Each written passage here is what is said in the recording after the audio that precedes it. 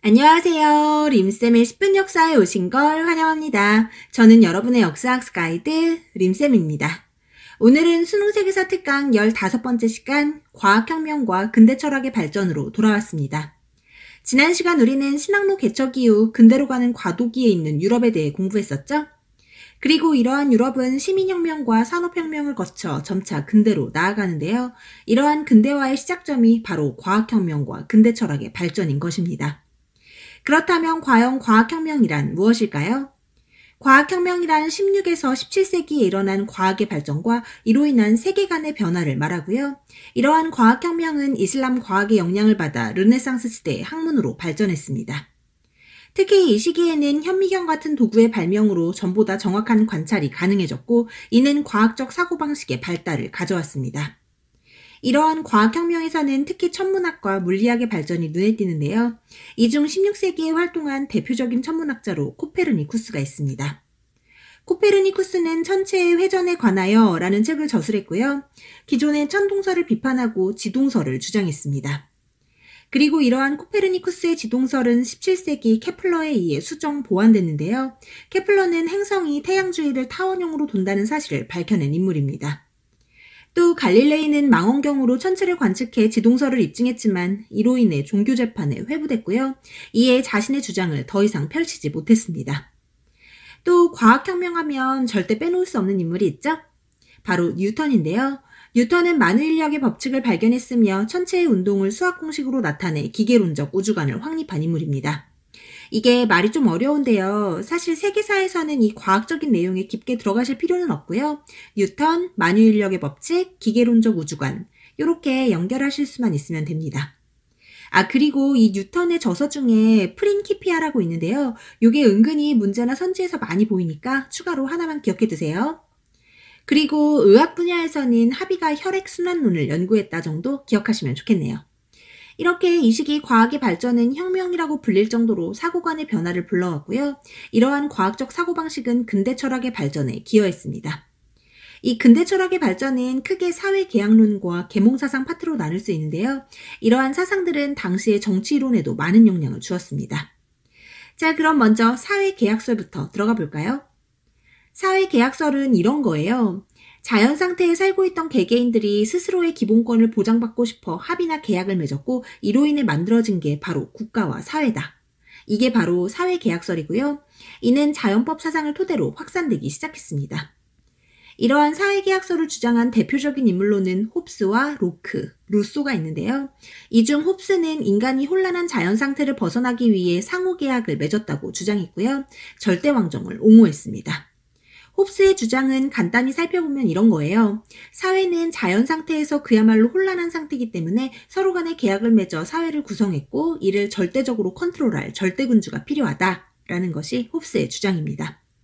그리고 로크는 정부란 개개인의 사회계약으로 인해 수립된 것이기 때문에 정부가 잘못한다면 국민은 얼마든지 정부에 저항할 수 있다고 주장했고요.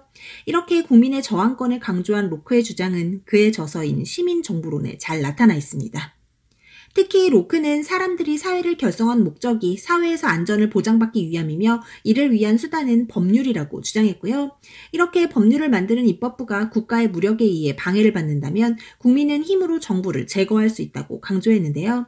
이러한 로크의 사상은 이후 영국의 명예혁명과 미국 그리고 프랑스의 시민혁명에 많은 영향을 주었습니다. 마지막으로 루소.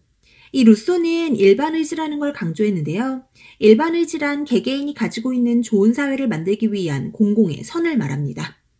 그러니까 개인은 모두 좋은 사회를 만들고 싶어하는 일반의지가 있고요.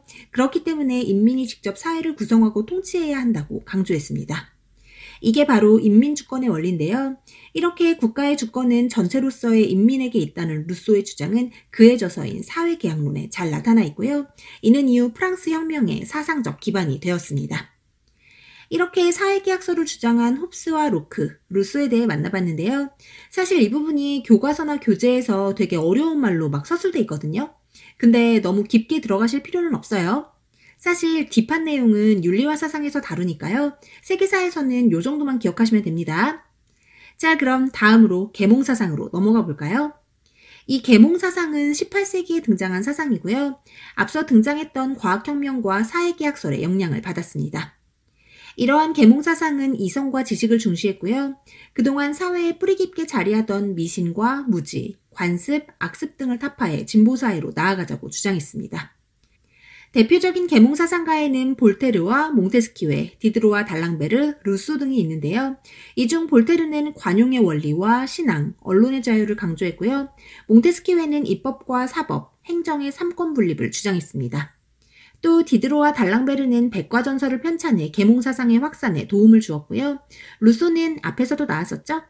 이 루소는 사회계약론자이자 계몽사상가예요.